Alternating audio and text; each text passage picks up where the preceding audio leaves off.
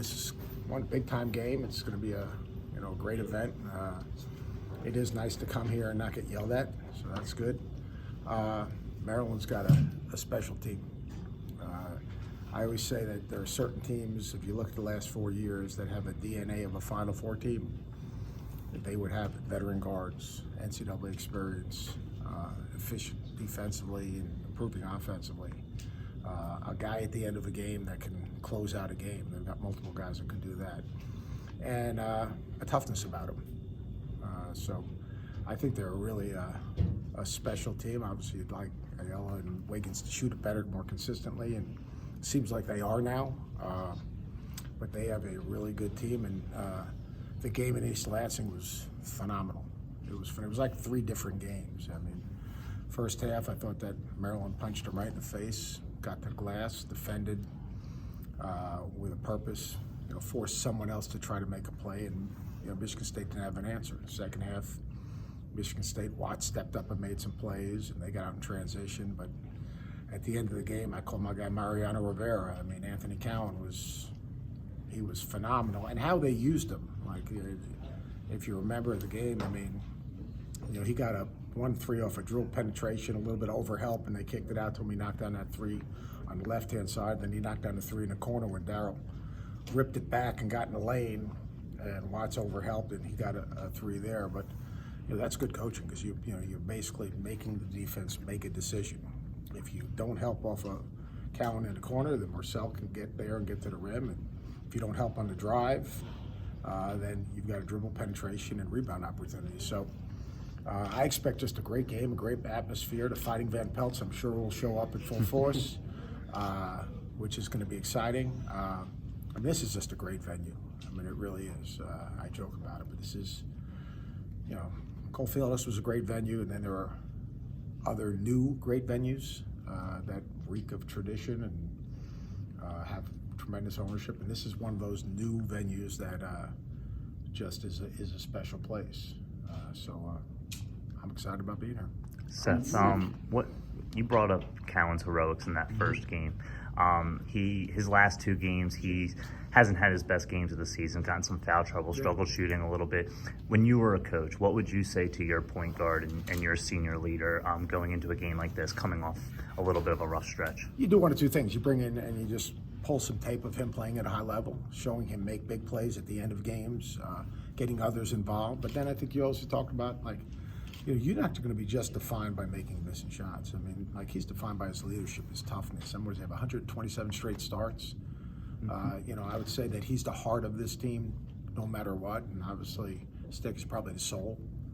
And I would just continue to empower him. And I'm not sure as a senior he needs to be, but he understands what's at stake, and he wants to do the right thing. And you just continue to, and I think he and Mark have a great relationship, which is, we had Mark on our podcast this week. I'm sure he was really excited about the outcome of that.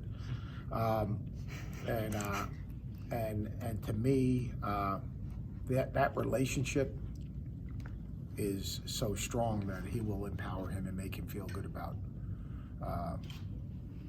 his play and how well he played the last time. I mean, let's face it. I mean, he was terrific. And I think the interesting thing about Anthony is that he picks his spots.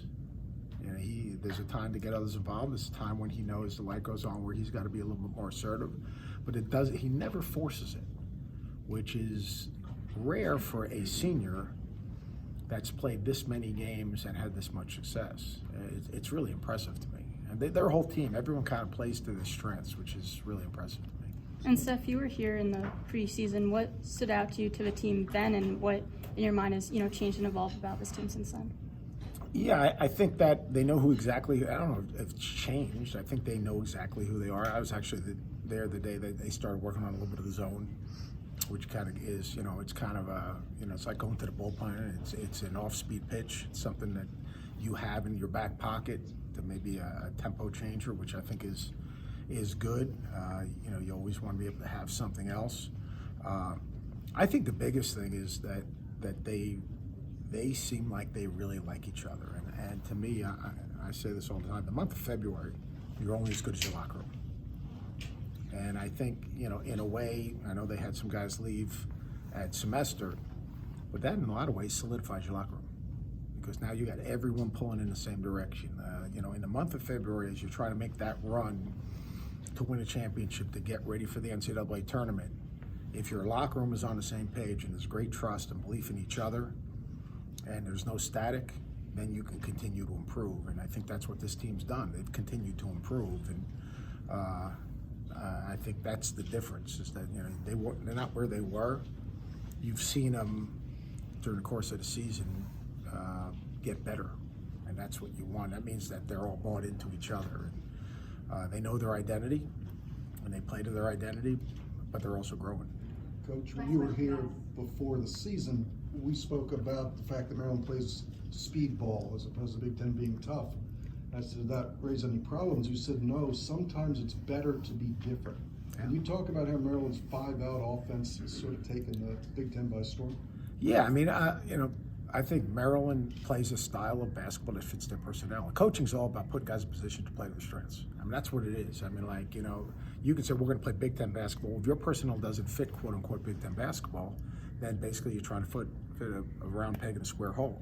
And what Mark's done is basically said, all right, who are we? How do we win? What's our identity? What's our strengths? And then as long as you can impose your system on the game, that gives you an advantage. And what they've been able to do is opening up the floor. And actually, that's where their biggest change is, because now you see Stick shooting more threes, which now when he shoots more threes, what it does is it opens up more driving lanes. And now you can have Darryl playing downhill, or you can post up someone in a mismatch.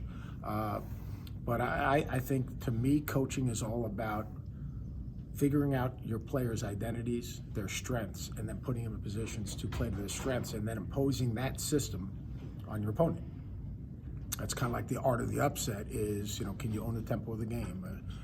Can you take away the other team's best players? All those things. Well, I think what Mark's been able to do is he's taken the group of players he has and then molded a system that fits them, and now forcing other people to match up with him, which puts a lot of pressure on other people in a lot of different ways. And then they have so much versatility within their lineup.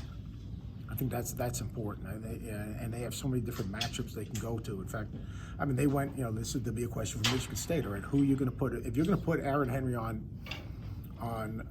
Anthony Cowan, then all right, now you got to decide, all right, who are you going to put Cassius Winston on? Well, if Cassius Winston now has to guard maybe guys that are downhill drivers who can put them in foul trouble, or post up, or guys get to the offensive glass, that's the chess game that goes on as you're game planning. So that's something kind of like the game inside the game that you can watch tomorrow.